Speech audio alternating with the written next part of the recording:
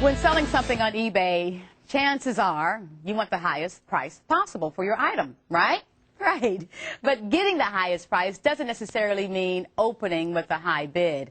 Keith Wagner from I Sold It on eBay is here to explain why starting low is the best strategy.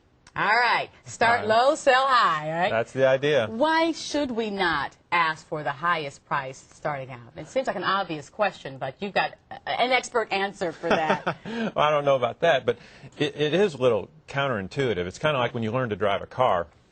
When you back up the car the first time, you got to realize you got to turn it a different way than you think you should to get the car to go the right direction. Well, a professor at Northwestern University in Chicago actually studied the dynamics of selling. And he proved two things. He proved that when it's face-to-face, one-on-one, you're better off starting with a very high price when you're trying to sell something, because that anchors you at a certain price, and psychologically it moves the other person to your price.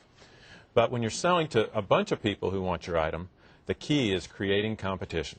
That's right. Okay, there's an item up for auction right now, and I sold it, well, on eBay. We sold it. It's actually closed. Yeah. All right. What was the starting bid? Well, the asking price. Yeah, are we going to go to the... yeah, okay. We've got a picture of it. I knew you'd want to start with this one, Brenda, for some reason. Yeah, you want to start with the nicest stuff, with this great ring. It's a Tiffany ring. Now, there were actually two different Tiffany rings sold on eBay. They were the identical ring, same size, same gold weight, same stones. And one of them, the seller started their price at $1,700. And they got one bid and sold it for $1,700. That's a great price. Now look at this other auction that's on here. All right. The other same ring, they started the auction at $9.99.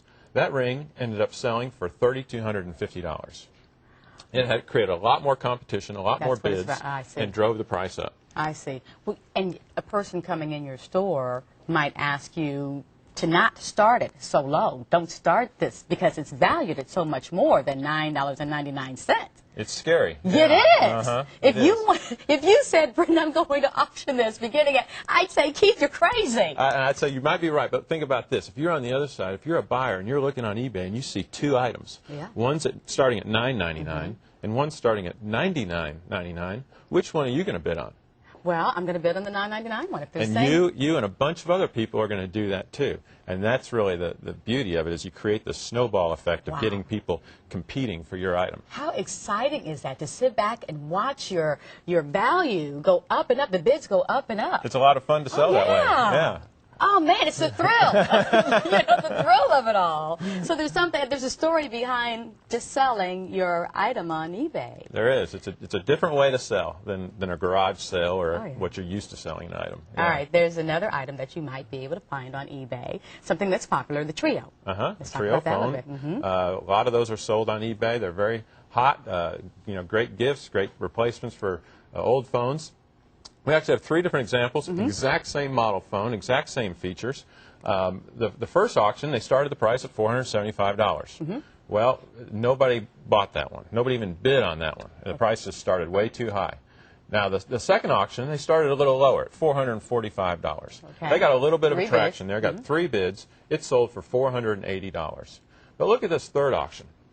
They started that phone. Again, it's proven to be now a $480 phone on eBay. But they started that auction at $9.99.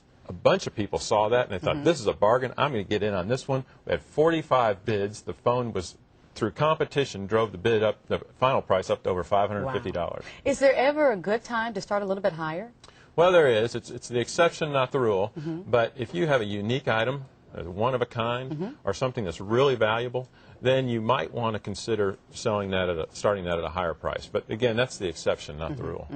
Other items like instruments, clarinet, you've got the one was up for bid, and that's one item that you might take and give it to someone just because you have no need for it taking up space in your closet anymore. But look at what happens if you put it on eBay. You put it on eBay, and again, if you start it low, you end up with the highest final price. It's a little risky. You feel uncomfortable with it, but the person who started their clarinet at $55 only got $79 and only got 6 bids for it.